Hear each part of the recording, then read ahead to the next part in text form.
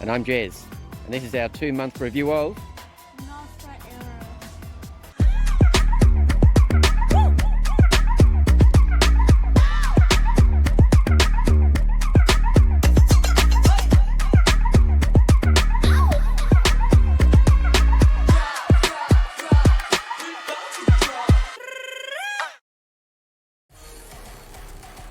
Now we're going to make this as short as possible, but we're going to break it up into 6 sections. Build quality, Firmware, size and weight, ride feel, recommended upgrades, and then the conclusion at the end. Enjoy. Now to start off with, this wheel is incredibly good looking. We have some extras we've added to it which we'll run through a bit later on, or you can look at some previous videos, but yeah, it's a really good looking wheel out of the box. To start off with, I think we'll start with the tyre first of all. Now we had 3 options when we got this one. We ended up going for the 3.5 knobby. We also had a 3-inch hybrid, which is probably the most common one that was sold by dealers. There was also a 3-inch knobby as well. We went the 3.5, which is a snug fit, but it does fit, if you can see there. I had to cut off the tyre hairs. And it's basically really nice for turning. It's a really comfortable tyre, and we are very happy with this choice. Now these pedals, they actually are quite a smooth finish in the centre part. They've got these little knobs around the outside. We actually added grip tape onto these sections, and that seemed to really improve grip a lot, and I think quite adequate with the pads as well. So that was one way to solve the little issue that people were sort of complaining about with the flat slippery pedals, but a bit of grip tape and that would solve that problem. Now this suspension is really cool. Mason is just over 37 kilos and he can quite easily bounce it and pop it up. It's a very nice rebound, nice and cushy as well for bumps, but this is actually, for this size wheel, very impressive suspension. So I really couldn't rate that much higher for this size wheel and this quality wheel. Very, very good. So well done Nosfet for that. Now, rear guard actually has 2 sections. You've got the inside section and you also have the one facing inwards from the back. They seem to do a really good job. We've never really had any problem with any splash at all. And it seems to have kept it pretty clean. We haven't really made much effort with that at all. We haven't had to. The kickstand actually works really nicely. If you just pop that in park, Mason, and give an example of how that works. Really nice and stable. It sits really flat. There's also the handle. Handle works really well. It's just got a nice little latch, which is a little latch. Yep, that latch really easily works. And when you lift it right up and lift the wheel up, it's actually quite comfy. Do a little demo, Mason.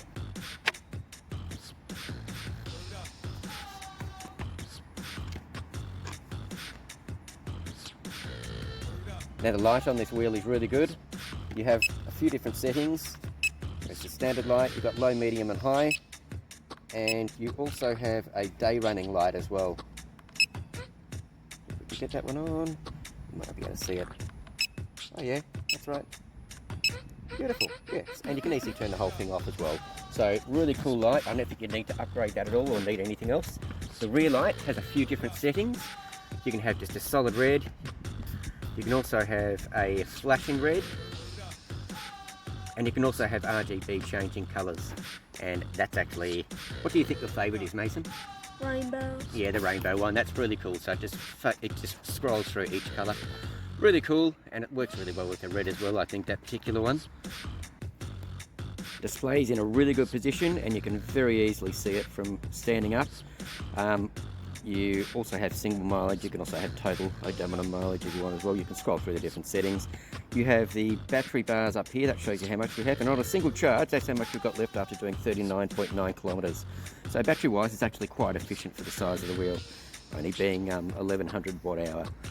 It also had a little thing which pops up on this side which shows how much power you're using or how much power you're drawing from it. So really cool display, excellent position, very easy to use buttons, all in a nice easy spot as well. So yeah, very happy with the display, and very similar to most Leaper kiln wheels, which if you're familiar with them, you'll find this very comfortable territory to use.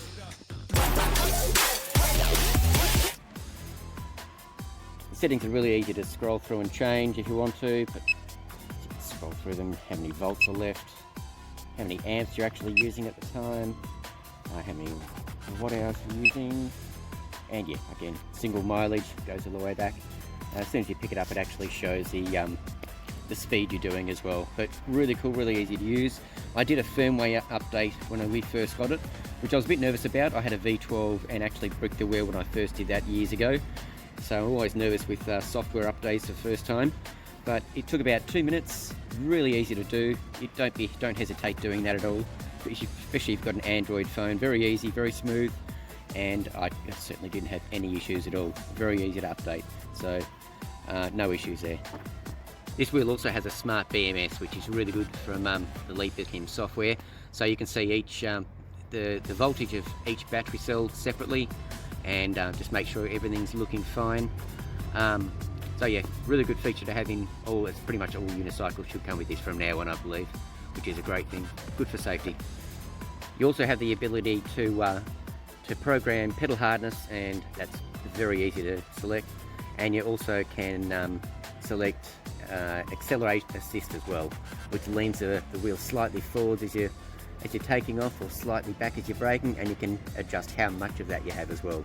So that, in conjunction with the pedal hardness, makes it a really versatile little wheel. You can have it really leaning quite significantly forwards and backwards as you're doing it, or you can actually dial it into exactly what you're after if you just want a little bit as well. So very good, very easy to adjust, and can really customize ride feel to your preferences. Now the weight of the Aero out of the box is just under 25 kilos, 24 point something, I can't remember exactly. With our extra bits on it, the pads and the seat and stuff, it is probably, I would say, just over 25 or approaching 26. I thought the easiest way to show you size would be to compare it to another wheel, which is considered a smaller size wheel these days, the Veteran Pattern. So that's a 16-inch tire on the Veteran Pattern versus the 14 on the Aero. Now the actual tires on these, if you have a look at the difference between the Pattern and the Aero is significantly fatter. Now this tire is beautiful to turn on, really is, but it is quite a wide tire, even compared to the Pattern. No tippy feeling, corners are a breeze, and it's just very stable and very easy to ride. And the knobs on there, I think, are going to do a good job off-road. It's winter here at the moment, so we can't go into the forest yet, but it's not far away. It's starting to get a bit warmer again. Now, pedal height. So you can see the height of the pedals on the Pattern. A little bit lower on the Aero. Now the Aero is normally a centimetre lower, but with this 3.5 knobby tyre option, it actually raises it an extra centimetre, which I think probably gives it enough clearance to be still quite usable off-road as well. And I mean, you're going to pop yourself over bumps with the suspension anyway. If you know what's coming and you're having a good look out, I don't think it's going to be an issue at all. So that just gives you a good idea of the pedal height right next to each other, and the overall size as well. So width-wise, if you have a look at that, Pattern might be a touch wider. I do have sort of pads on that as well. The Aero does concave outward, sort of round it a little bit out that way, but yeah, look there, it is definitely a smaller form factor. A lot easier to pick up the Aero than the Pattern. The Pattern's still a bit of a pain for me. Can be done, but if I had the choice to pick up one and put it in the car, I would definitely choose the Aero. Now ride feel, you know, the suspension's good. Very smooth and easy to ride, very stable. Cornering is excellent. It's also quite good for seated riding. We tried out the seat a couple of weeks ago now, and that's really nice, comfy height for, I'm not a tall person, but that's still even comfy for me with that seat. And I actually did another video on that seat. You can pop back and see that specifically, but it's really cool. And for Mason, it's going to be really nice, easy height for him to get his legs on comfortably and ride round seated as well. So yeah, very happy with that. As I said, cornering is a breeze. How does that feel, Mason? Now this wheel has a top speed of 55 kilometers an hour, which is plenty for a wheel this size, I think. I don't think you really need any more. And I don't think Mason needs any more. We're not planning on breaking any speed limits on this wheel. But I think it's nice and zippy, really easy to accelerate and brake. But yeah, no, it's pretty much perfect for the size of wheel, I believe. Now, recommended upgrades. You could just ride this straight out of the box. In fact, we did for the first couple of weeks. But we because we have planned to take this on trails, and he's going to come with me through the forest, we decided to upgrade it, and I knew the little indents on this wheel were going to possibly be an issue for having flat Velcro. So there was actually some 3D infill panels, which I talked about in another previous video. You'll see my other Nosfet videos. I won't go into that into too much detail, but basically they fill the little indents in here and also on the back, and it allows you, once you do put the Velcro on, I recommend doing this before you put the Velcro on, and just Velcro them in place underneath.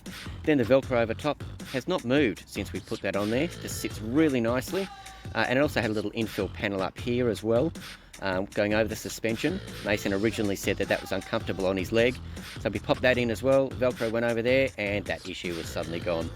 Also recommend putting grip tape on the pedals, which I mentioned earlier. And I also recommend, if you're going to do pads, it doesn't need anything big. These are Grizzler Baby, and they're pretty much perfect size for this wheel, I believe. The other thing that's really quite economically viable to do as well is get the seat. This is the 3D printed one. We've got a local 3D printer. I downloaded the files off Colts 3D, and very easy to do. It didn't really cost too much.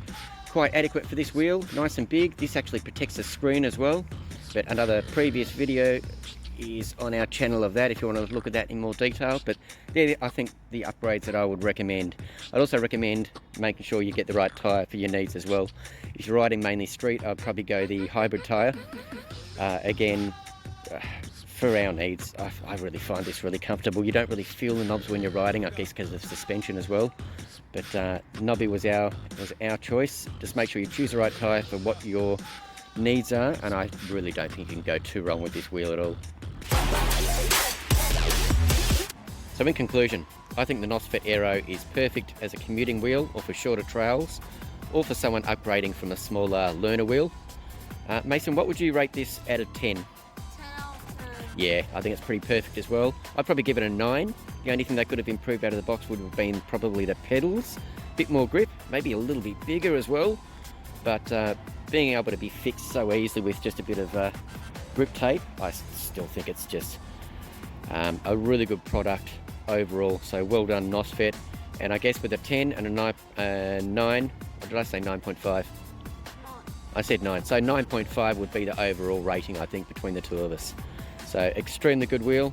Well, you're shaking your head.